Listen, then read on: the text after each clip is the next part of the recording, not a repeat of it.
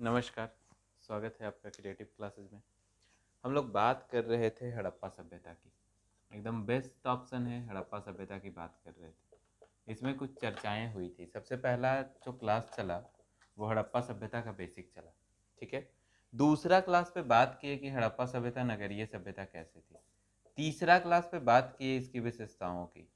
चौथा क्लास पे इसका प्रमुख तथ्यों पर बात कर लेते हैं कि हड़प्पा सभ्यता का प्रमुख तथ्य कौन कौन सा है और किस डायमेंशन में हम लोग पढ़ेंगे जिससे हमारा पढ़ाई मल्टी डायमेंशनल होगा और हड़प्पा सभ्यता पे हम एक्सप्लेन कर सकते हैं।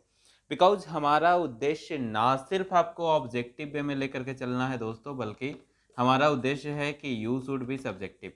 ऑब्जेक्टिव वे में सिर्फ अगर आप चलते हैं तो आप होते हैं एसएससी रेलवे के लायक, एसएससी रेलवे के लायक। लेकिन अगर हम बात कर रहे हैं सब्जेक्टिव वे में, किसी भी सब्जेक्ट के मल्टी डायमेंशनल वे में, इसका मतलब है कि आप यूपीएससी बीपीएससी लेवल से भी सोचने के योग्य हो रहे हैं और you are going to be the best in your study. और आपका ये अप्रोच होना चाहिए कि आप उन सब तथ्यों को भी जानें। तो हम लोग बात कर लें हड़प्पा सभ्यता की। हड़प्पा सभ्यता नगरीय सभ्यता थी। नगर नियोजन पढ़ लिए हम लोग, किला निर्माण पढ़ लिया हमने, दुर्ग निर्माण, स्थापत्य कला। तो थोड़ा देख लें जो जो टॉपिक हमारा बचा है। मूर्ति कला हमने पढ़ा, मूर्ति कला भी पढ़ा, स्थापत्य निर्माण कला भी पढ़ा है ना, खिलौना निर्माण कला पढ़ा, प्रणाल व्यवस्था हमने पढ़ी। तो इस तरीके से आप हड़प्पा सभ्यता का लगभग लगभग संपूर्ण डायमेंशंस को पुराने वीडियोज में हम लोग कवर कर चुके हैं। अब बात करते हैं कि हड़प्पा सभ्यता के प्रमुख शहर कौन कौन से रहे और यहाँ का व्यवस्था किस तरीके का रहा। यहाँ का राजनीतिक और व्यापारिक व्यवस्था पर भी चर्चाएं हमारे पुराने वीडियोज में हो चुकी हैं। तो हम लोग देख लेते हैं हड़प्पा सभ्यता का प्रमुख शहर। कुछ शहर हैं जिसका नाम प्रमुख है और जो आपके लिए इंपॉर्टेंट है। तो ये शहर है हड़प्पा, हड़प्पा, मोहनजोदाड़ो, मोहनजोदाड़ो है ना, चनहुदड़ो, चनहुदड़ो, कालीबंगा, लोथल, बनावली, भोगवा। ये कुछ शहर जो है वो आपके लिए इंपॉर्टेंट है, ठीक है। अब हम बात कर लेते हैं कि इन शहरों में ऐसा खास क्या है। तो शहर इंपॉर्टेंट क्यों होती है, कुछ ही खासियत उसका होगा जो आपके लिए इंपॉर्टेंट होगा। जैसे अगर आज के ज़माने में हम लोग बात करते हैं शहरों की, तो मुंबई, दिल्ली, कोलकाता, चेन्नई, जो भी आपके शहर हैं, what is importance of Kolkata, what is importance of Mumbai, what do you understand about the importance of Delhi. तो अगर आप हड़प्पा का इम्पोर्टेंस देख रहे हैं तो आप फिर से उसी फिगर पे जाइए। ये हमारा भारत है और हड़प्पा संस्कृति यहीं तक नहीं बल्कि अफगानिस्तान तक था। ये हमारा भारत है। इधर आपको बंगाल की खाड़ी मिलेगी। हमारा अंदाज थोड़ा अलग है इतिहास पढ़ाने का, सिर्फ इतिहास में ही हम नहीं चल रहे हैं, ज्योग्राफी में भी चलेंगे। इधर अरब सागर मिलेगा, ठीक है। अब आप बात कीजिए हड़प्पा, मोहनजोदाड़ो, चनहुदड़ो। तो आपको इतिहास में मिलेगा कि यहाँ से क्या क्या मिला, क्या नहीं मिला, कैसा शहर था ये, किस तरीके का था। लेकिन हम बात करते हैं लोथल की। लोथल जो कि अपने व्यापारिक दृष्टिकोण से काफ़ी महत्वपूर्ण है और फेमस रहा है। लोथल, लोथल की बात क्यों कर रहे हैं, क्योंकि यहाँ डॉकयार्ड मिला है।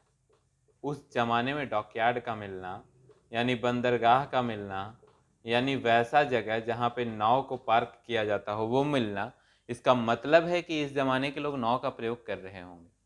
इस ज़माने के लोग व्यापारिक गतिविधियों के लिए सागरों का प्रयोग कर रहे होंगे, नदियों का प्रयोग कर रहे होंगे और नाव से इधर उधर आवागमन हो रही होगी। खास करके इतिहासकारों का भी ऐसा दावा है कि हड़प्पा सभ्यता में जब भी लोग रहते थे तो नदियों के किनारे इस सभ्यता का बसा होना इस बात का प्रमाण माना जा सकता है कि हड़प्पा सभ्यता के लोग नदियों का प्रयोग काफ़ी बेहतर तरीके से करना जानते थे। नदियों से उनका आवागमन की सुविधाएं मिलती थीं, नदियों से उनको पीने का पानी मिलता था, नदियों से उनको जो है सो सिंचाई का साधन उपलब्ध होता था। तो देख लीजिए, सिंचाई भी उपलब्ध था, पीने का पानी भी उपलब्ध था, आवागमन का साधन भी उपलब्ध था। इसलिए नदियों के किनारे लोगों का बसाव होना शुरू हुआ और ये इनको मल्टी डायमेंशनल वे में इनको क्या मिल रहा था, बेनिफिट मिल रहा था। जैसे व्यापारिक व्यवस्था हड़प्पा सभ्यता की, तो हड़प्पा सभ्यता की व्यापारिक व्यवस्था पे हम चर्चा अगर करते हैं तो हड़प्पा सभ्यता की व्यापारिक व्यवस्था महज भारत तक सीमित नहीं थी। आप महज आप इस रेंज तक ही सीमित नहीं मान सकते। बल्कि ईरान, फारस, इराक जैसे इलाकों में भी हड़प्पा सभ्यता की व्यवस्थाएं थी। रेशम रूट का भी ये लोग प्रयोग करके चाइना तक से व्यापार स्थापित कर रहे थे। आपको पुराने वीडियो में दिखाया गया है कि सुमेर वासियों से भी इनका संबंध था और चीनी सभ्यता से भी इनका संबंध था, मिस्र की सभ्यता से भी इनका संबंध था। इसका मतलब है कि हड़प्पा सभ्यता के लोग काफी उन्नत थे और दूर दराज के इलाकों तक व्यापार करना जानते थे। बखूबी ये लोग व्यापार कर रहे थे, इसके लिए कोई भी डाउट अपने मन में ना रखें। दूसरा चीज कि हड़प्पा और मोहनजोदड़ो में क्या खासियत मिली है कैसे हम इसको नगर मानेंगे, क्यों ये बहुत जुड़वा राजधानी के रूप में माना जा सकता है। तो आप इसकी भी विशेषताएं देखिए। आप नॉर्मल इतिहास मत पढ़िए कि कहां से क्या मिला है नहीं मिला है। जैसे मैं एक कहानी बताता हूं। एक लड़का था, वो लड़का काफी बड़ा था, मैं भी अगर देखे तो समझ जाए कि कौन है, लेकिन वो लड़का काफी बड़ा था। एज शायद 33 ईयर्स या इससे भी ज़्यादा। और उससे जब हमारी चर्चा हो रही थी तो वो एक बुक उठाता था, स्पीडी, और इसके अलावा भी कुछ बुक्स रहे होंगे, क्विक रिवीजन या वन लाइनर, रिमाइंडर शायद उस समय बुक आता था या अभी भी आता है रिमाइंडर। मैं थोड़ा डाइवर्ट हो रहा हूँ, सॉरी उसके लिए। तो रिमाइंडर आता था, रिमाइंडर से वो हड़प्पा सभ्यता एक बार पढ़ रहा था। हम लोगों की बातें शुरू हुई, चर्चाएं शुरू हुई, अचानक मैं उनसे मिला। मिला तो मिलने के बाद मैंने पूछा कि हड़प्पा सभ्यता में बड़ा स्नानागार कहाँ मिला है। ये मेरा पहला सवाल था, बड़ा स्नानागार कहाँ मिला है। उनका जवाब आया मोहनजोदाड़ो। ठीक है, जवाब तो सही था। फिर मैंने पूछा अन्नागार कहाँ मिला है, मोहनजोदाड़ो, जवाब ये भी सही था। फिर मेरे जहन में एक सवाल आया कि थोड़ा डीपली पूछा जाए। मैं टेस्ट लेने के मकसद से नहीं बैठा था, मैं बस ऐसे ही नॉर्मली बात कर रहा था। तो मैं आपको बता दूं कि आप अगर ऑब्जर्वेशंस नहीं करते हैं और ऑब्जेक्टिव्स पढ़ते हैं सिर्फ, पूरा आप मल्टी डायमेंशनल वे में नहीं पढ़ते हैं तो क्या होता है। तो मैंने पूछा कि अच्छा बताइए कि ये जो बड़ा स्नानागार है, विशाल स्नानागार है, वो है क्या, उसका डायग्राम कैसा था, डायग्राम कैसा था, वो किस तरीके का था और उसका उपयोग कब हुआ होता होगा, किस जमाने में या किस पर्पस से उसका उपयोग होता रहा होगा। तो उनका जवाब आया कि मुझे नहीं पता, मुझे नहीं पता, मुझे इन बातों से कोई लेना देना भी नहीं है। मुझे ये भी नहीं पता करना है कि वो क्यों था, क्या था और किस लिए था। मुझे बस इतना पता है कि इस पेज में टोटल 45 क्वेश्चन है, वो 45 क्वेश्चन मेरे दिमाग में है कि नहीं, मेरे दिमाग में है कि नहीं है। अब आप बताइए दोस्तों कि अगर आप यही 45 क्वेश्चन अपने दिमाग में रखिएगा तो एग्जामिनर को भी पता है कि उस बुक में और उस पेज में 45 क्वेश्चन है। जो बंदा रट करके आ रहा होगा तो वो उस बुक या क्वेश्चन को चेंज कर सकता है कि नहीं। जैसे इसी को कैसे चेंज करेगा, हड़प्पा सभ्यता में विशाल स्नानागार कहाँ से मिला है, मोहनजोदाड़ो आपको पता है। लेकिन निम्न में से कौन सी चीज मोहनजोदाड़ो से मिली है जो सार्वजनिक रूप से प्रयोग की जाती रही होगी। सवाल बदल गया ना। अगर आपने देखने का नज़रिया बदला होता, अगर आपने पढ़ने का तरीका बदला होता, अगर आप मल्टी डायमेंशनल वे में चले होते तो आप इस सवाल का जवाब बखूबी दे सकते थे। That is the capacity of study. ये आपकी हुनर होनी चाहिए। तो मैं इस हुनर को सिखाने का प्रयास कर रहा हूँ। बाकी आपको क्लासेस बहुत मिल जाएंगे यूट्यूब पे, आपको ऑब्जेक्टिव्स बहुत मिल जाएंगे लूसेंट में, यूट्यूब पे, कहीं भी, लेकिन आप हुनर सीखिए पढ़ने का, पढ़ाने का। अब आप देखिए हड़प्पा और मोहनजोदाड़ो को जुड़वा राजधानी क्यों कहा गया और क्या खासियत मिली है। तो सबसे बड़ा खासियत कि ये दोनों बड़ा नगर था। जैसे बड़ा नगर था, जैसे मुंबई, लाहौर, दिल्ली, चेन्नई, कोलकाता, ये सब आज के ज़माने में बड़ा नगर। विभाजन से पहले लाहौर भी हमारे साथ था तो बड़ा नगर, तो वो बड़ा नगर था। दूसरा चीज कि यहाँ की सांस्कृतिक और व्यापारिक व्यवस्था एक तरीके की मिली है। तीसरा चीज कि यहाँ का मैनेजमेंट काफी बेहतरीन तरीके से मिला है। मैनेजमेंट बोले तो पंडाल व्यवस्था, मैनेजमेंट बोले तो आपका व्यापारिक व्यवस्था, मैनेजमेंट बोले तो सार्वजनिक भोज का आयोजन, अन्नागार मिला है आपको, स्नानागार मिला है। तो these all were the facts for that the two most proper town is known as the twins capital of Harappa. Harappa की जुड़वा राजधानी इन्हें कहा जा रहा है। Is that clear? अब आप देखिए कि यहाँ से क्या क्या मिला है। तो यहाँ से दाढ़ी युक्त योगी की मूर्ति मिली है, आपको नर्तकी की मूर्ति मिली है, आपको जो है सो बैल का प्रमाण मिला है, खिलौने का प्रमाण मिला है, आपको हड़प्पा से कांसा का दर्पण मिला है। तो ये सारा चीज आपको मिल जाएगा भाई, इन सब का पीडीएफ मिल जाएगा। आप थोड़ा इस वीडियो में भी आपको मिलेगा, ऐसा नहीं है कि मैं प्रॉपरली बोल रहा हूँ कि कहीं और जाके देखिए, लेकिन आप थोड़ा मल्टी डायमेंशनल वे में पढ़िए। आगे देखिए, कालीबंगा चनहुदड़ो लोथल बनावली। हम बात करेंगे कालीबंगा की। क्यों बात कर रहे हैं कालीबंगा की, कालीबंगा क्यों इंपॉर्टेंट है? तो आप देखिए कि आज के जमाना में भी आपको औरतों का जिस श्रृंगार से प्रेम है, जो श्रृंगार रस आप चाहते हैं, जिस खूबसूरती को आप अभी भी निहारना चाहते हैं, वो खूबसूरती हड़प्पा सभ्यता में भी मौजूद थी। और I don't know beauty parlour था कि नहीं था, लेकिन ब्यूटी प्रोडक्ट्स हड़प्पा सभ्यता में थे। Is that clear? और ये प्रोडक्ट्स बनाने की कंपनी और फैक्ट्री तक मिली है कालीबंगा में। अच्छा, हड़प्पा और मोहनजोदाड़ो में आप देखिए कि चिकित्सालय तक मिला है, महाविद्यालय भी मिला है।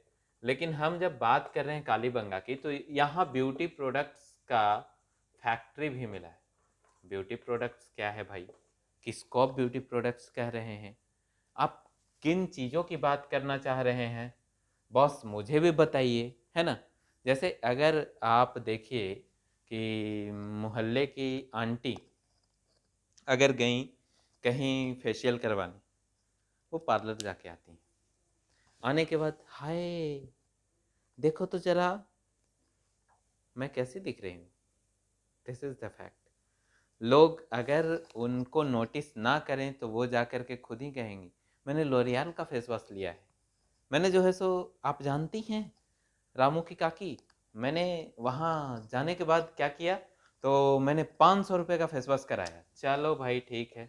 आईब्रो भी मैंने बनवाया। अरे वाह, आप तो एकदम अच्छी लग रही हैं। दूसरा ही औरतों का जवाब यही आएगा, अब तो बिल्कुल अच्छी लग रही हैं। अरे मुझे भी बताओ भाई, किधर जाना है, कहाँ से आप लेके आई हैं? अरे चलो चलो उसके यहाँ मैं आपको लेके जाती हूँ, मैं डिस्काउंट भी दिला दूंगी। 500 का है ना, मेरे को सिर्फ 300 में मिला। What is this?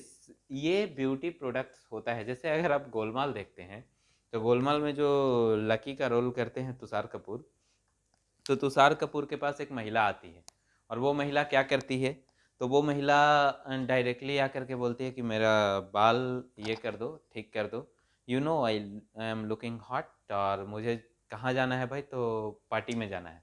तो ठीक है, वो क्या करते हैं कि हेयर ड्रेनर लगा देते हैं और भूल जाते हैं बाहर जा कर के। क्या होता है कि उनके बाल में आग लग जाती है। आग लगने के बाद भी लोग संभालता है और बोलता है कि अरे आप तो बहुत गॉर्जियस दिख रही हैं, oh that's how I am, और ये कहने के बाद वो निकल जाती है। तो ब्यूटी प्रोडक्ट्स का महत्व आज भी रहा है और उस जमाने में भी रहा है। कालीबंगा से हमें काली चूड़ियाँ मिली है, काली चूड़ियाँ मिली है। ठीक है, टॉपिक पे आते हैं। काली चूड़ियाँ बनाने की कंपनी मतलब फैक्ट्री भी मिली है कालीबंगा से। दूसरा टॉपिक हम देखते हैं कि यहाँ से पाउडर भी मिला है और काजल भी हमें मिला है, यानी काजल, पाउडर, काली चूड़ियों की फैक्ट्री, ये सब कालीबंगा से मिली।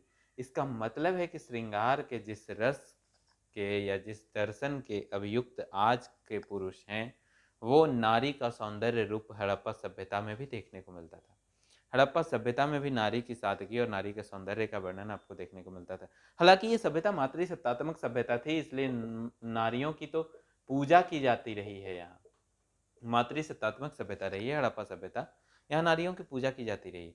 जैसे अगर आप देखिए कि श्री कृष्ण का जो छंद है कि नारियों का जो दर्शन उनके मन में होता है, वो एक कवि कहता है, जब वो नारियों को सौंदर्य रूप सिखाने जाते हैं और यमुना के बीच में जाकर के वस्त्र चुरा लेते हैं, तो एक कवि क्या खूब प्रस्तुत करता है कि पनिया के बीचे पानी पानी कई दिहला, आज सारी गोपियन के पानी ले लीला। इसमें हर एक पानी का अलग अर्थ है। तो आप उन सारी पानियों के अर्थ को समझाने का प्रयास करें और कमेंट करें कि कौन से पानी का कौन सा अर्थ है। दूसरे वीडियो में मैं बताऊंगा, बड़ा इंटरेस्टिंग। चलिए, तो ये हड़प्पा सभ्यता का प्रमुख शहर। कुछ शहरों पे आप भी मेहनत करेंगे और बनाने का प्रयास करेंगे। इसके बाद हम लोग देखेंगे कि हड़प्पा सभ्यता का अंत, नेक्स्ट वीडियो में देखेंगे हड़प्पा सभ्यता का अंत कैसे हुआ, किसने किया, किस तरीके से इतनी विशाल सभ्यता की अंत हो गई, क्या समस्याएं आई कि अचानक से यह सभ्यता अंत हो गया। और उसके बाद हम लोग स्टार्ट करेंगे वैदिक सभ्यता। वैदिक सभ्यता, तो इन सब सभ्यताओं को छोटे छोटे वीडियो में डिफाइन करने का प्रयास और उसके साथ आपका डाउट क्लियर करने का प्रयास। अगर आपको कोई भी डाउट हो आप डायरेक्टली कांटेक्ट कर सकते हैं, डायरेक्टली रीच कर सकते हैं कमेंट बॉक्स में कमेंट करके। तो इसीलिए बने रहें हमारे साथ। बहुत बहुत धन्यवाद आपका।